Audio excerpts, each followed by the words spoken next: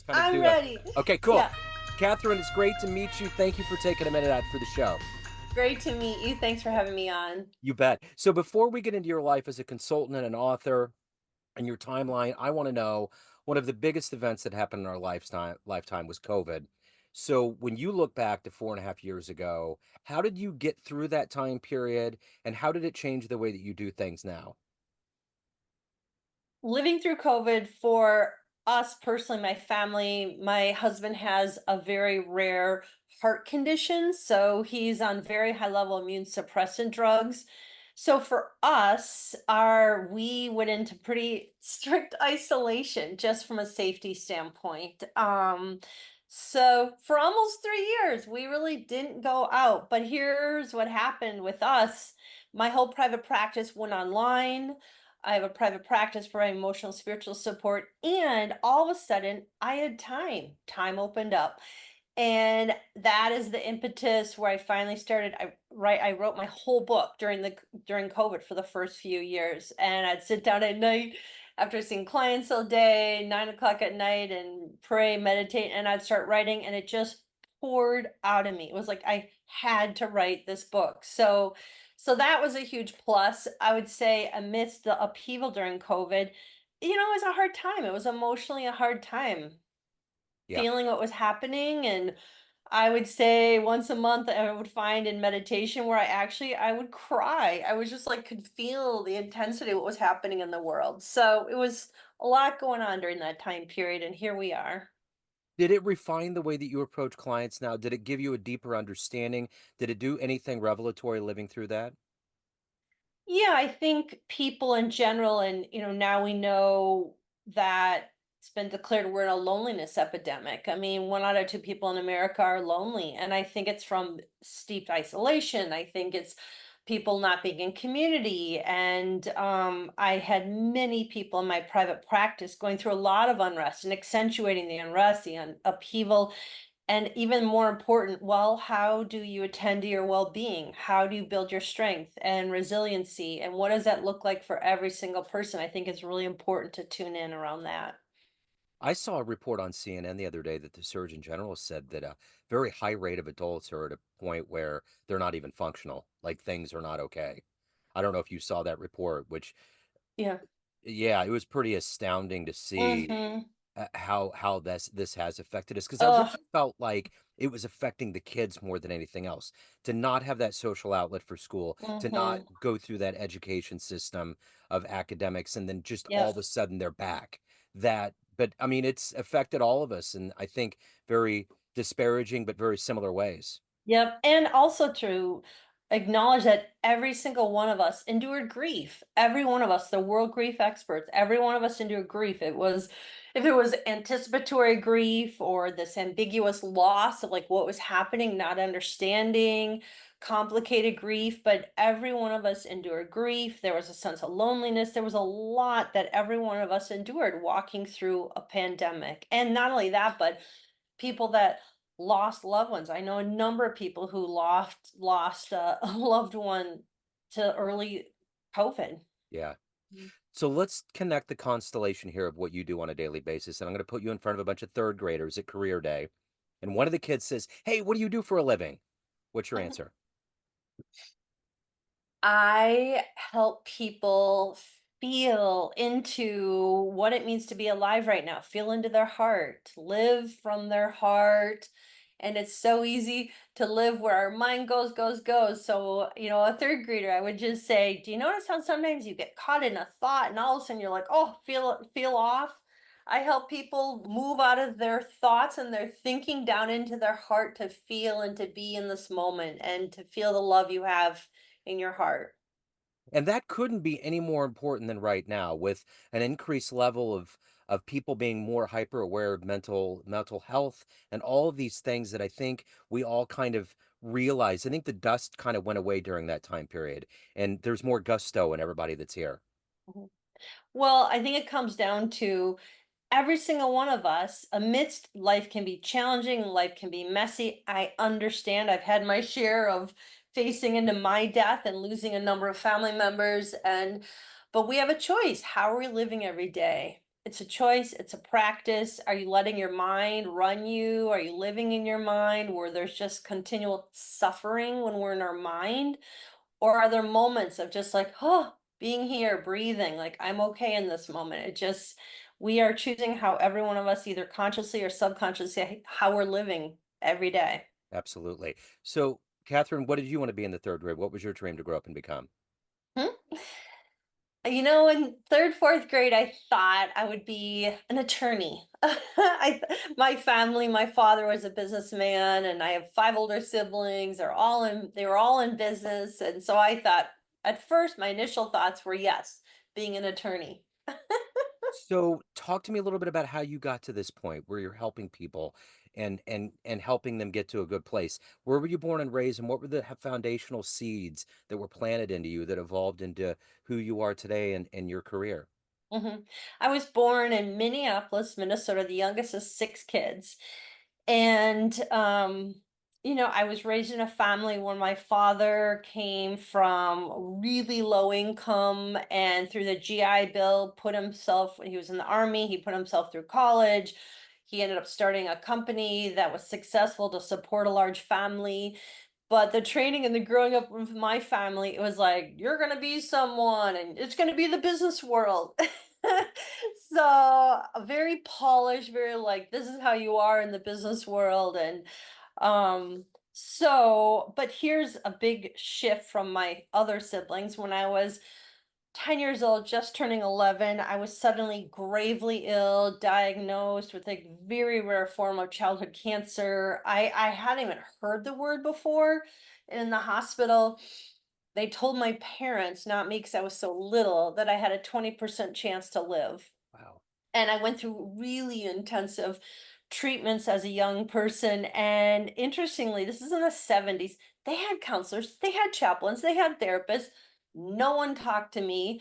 My mother would say, you're going to be fine. And that was comforting, but there was just no sense of reality of what I was living through. And I just started out of nowhere, just like asking the God, it became the word God to me, universe. I wanted to live and I wanted to live my prayer was, could I live to be 20 years old? I thought if I lived to be 20, I would see the world. Wow. And luckily, the year that I was sick, this drug came over from Turkey, and my father demanded they give me this drug. It's now standard treatment for what I went through.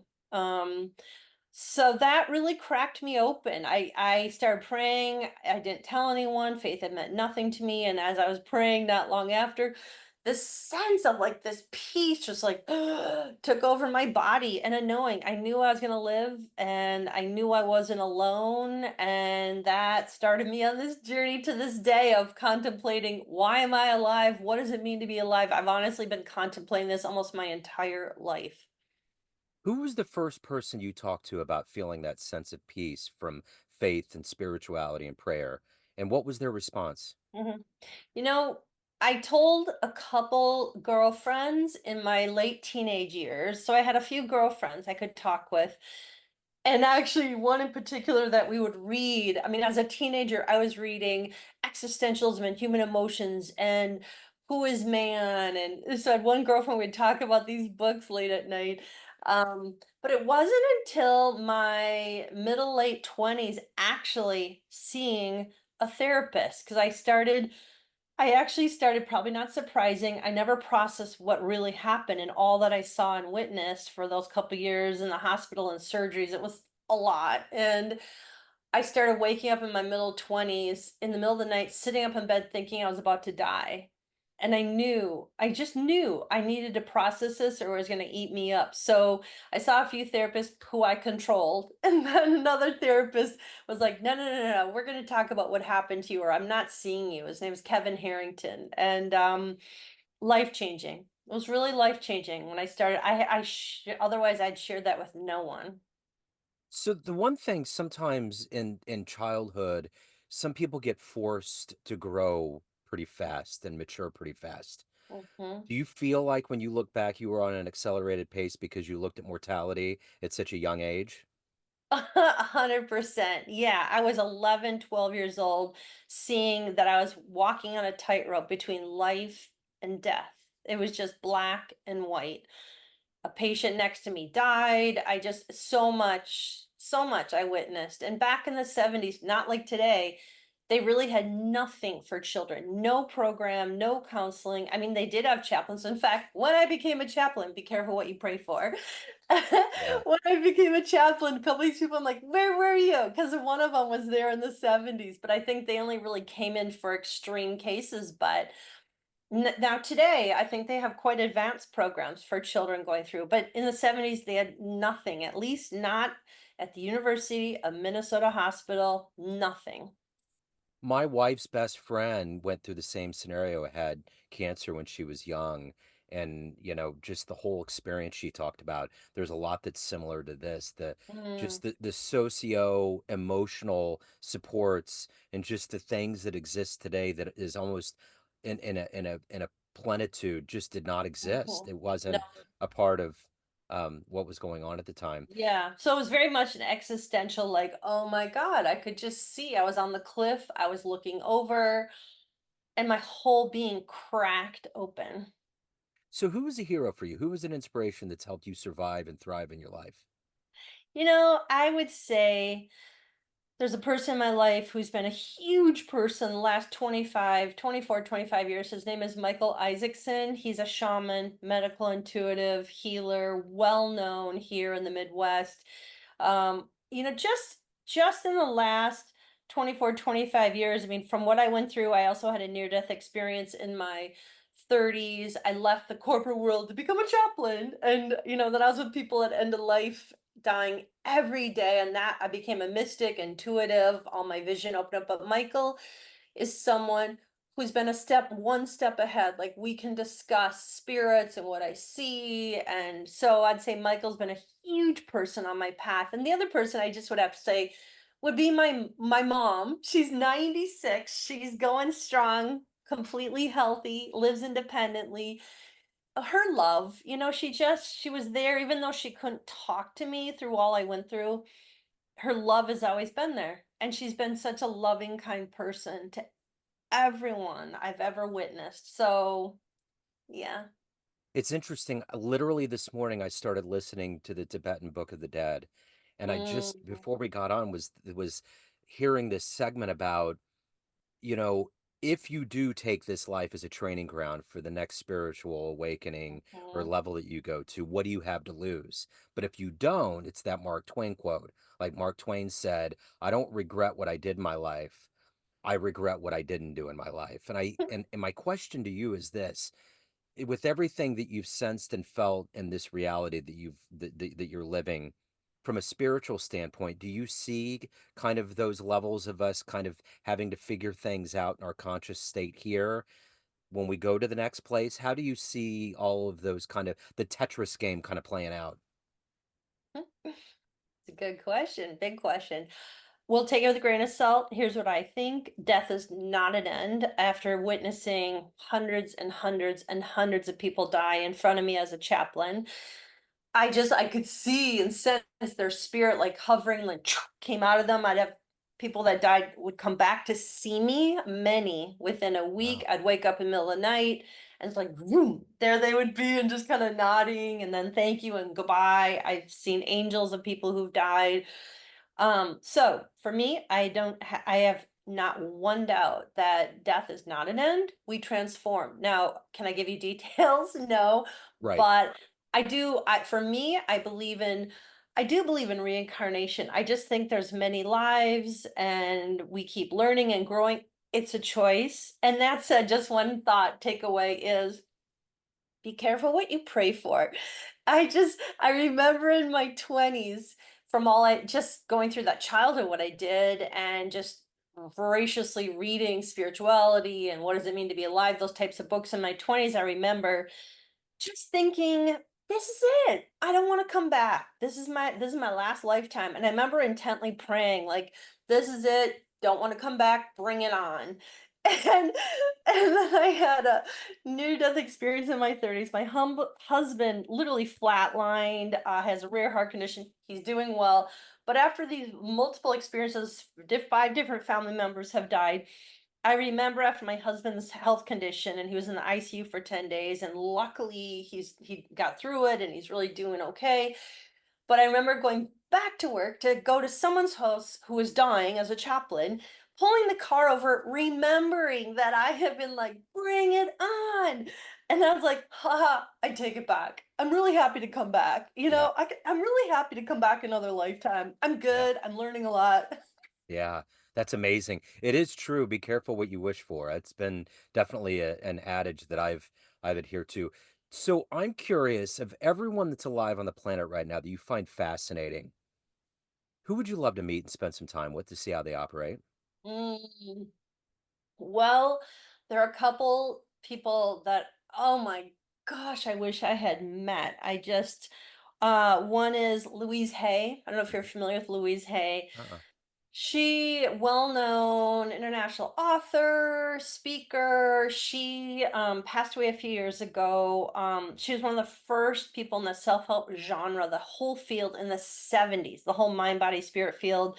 She had a horrific childhood to become this international speaker. Just her work really helped me many years ago. So Louise Hay would have been incredible. Another Yeah. was one of my favorites, Ram Dass. I don't know if you're familiar with him. Yeah. Some of his works, I mean, like, wow. He would be amazing to meet. I'd have to say, Eckhart Tolle would be lovely to meet. I mean, I Yeah. think his work is outstanding. I mean, it just for many years, little snippets here and there. He's so, so good. I think someone like I think actually Oprah and what she lived through in her childhood and who she is, fascinating. So for sure. Yeah. Yeah. So how do you balance everything that you're doing for people to help them get to a better place spiritually and emotionally? Yet you yourself, you're a person, you have to evolve and grow yourself. How do you take that dichotomy and merge it to have a successful, fulfilling life? I would say it's how I'm choosing to live every day, and I'm really conscious and mindful of how I live. It's habits, decisions. So quick example, every single morning when I wake up, I have some moments of gratitude. And, people are like, oh, practice gratitude. Well, I'm in bed and I think I'm alive. Wow. I have friends. Moments like, oh. So I think about what I'm grateful for, but then I feel it. That's a difference. A lot of gratitude practices, they miss the feeling part. Love, gratitude, thankfulness, highest vibrational energies we can hold in our body. So I feel it coursing through my body. I have a few moments of prayer. I see the flow of my day. That's before I get out of bed. That sets the tone for my day. And then, I mean, I guess maybe I'm a little unusual in that this is just so part of my who I am since a young person. I see clients, I'm on podcasts, I give talks, but just intermittently, I'm just like, I'm conscious of being here now. I'm conscious. I think we can live multidimensionally. I think we can be really present, use our mind. Like right now, I'm talking to, I'm using my mind, and I see spirits in my room right now. It's just like we Yeah. can live multidimensionally. So I tune into that infinite spirit, that sense of God, that oneness. And I feel that tone and feeling that oneness with universe through my day, at night. So it's really front and center. That's who I am. So when I was growing up, my best friend had a liver problem and he was in and out of the hospital. And he died. I was 16, he was 17. So I used to have dreams with him. He would come and I was like, wait, you're not here anymore. And we were kids again. And we were at the house that he grew up in and we're doing our thing. And it would happen. And it kept happening at intervals. And I finally was like, listen to me. How does God feel? And all of a sudden, I was above a serene lake. The water was doing nothing, being totally still. And I was on this rope swing, and the ropes went up in the sky, and you couldn't see where they were tethered to. And I went right over the body of the water, and my big toe skimmed the top of the water, just as light as a feather, like as much as a hair follicle is. and I was out. Mhm. That was it. I've never seen him since. And that Oh, that happened is probably beautiful. yeah, that Oh, happened like 20 years ago. So I'm thinking from my novice, because I don't see yeah. anything. I know people that do, but I don't, and I'm fine with that. But it's weird that that just happened. And I think maybe Mm. there's a rule that if you do get to that point where you really want to understand the higher level and what that big spiritual, whatever you call it in the sky is, whatever gender you want to apply to it, that maybe that's the end of the road if you do see somebody you love. Hmm. I don't know if I'd say end of the road, but that's beautiful. Thank you Yeah. for sharing that. I Yeah. do think every one of us, everyone hearing this right now, we all have gifts. If you can come into the present moment, it's not in our mind, dropping into our heart, being fully, deeply here and now and present. I think our heart is the doorway to our soul. Every one of us has a gift, is a sense of seeing or hearing or feeling. Words like clairvoyance, clairaudience, clairsentience. I get a lot of guidance just hearing. And an example I share in my book, Everyday Awakening, is I worked at the level 1 trauma hospital for several years. I did a lot of night shifts. The helicopter would go over my house, my pager would go off. I'd have 15 minutes to show up in typically the emergency room, the stabilization room. It was often pretty gruesome, a lot of death, being with the patient, being with the family, and then in the middle of the night, I'd be done, but I'd be on till 8 in the morning.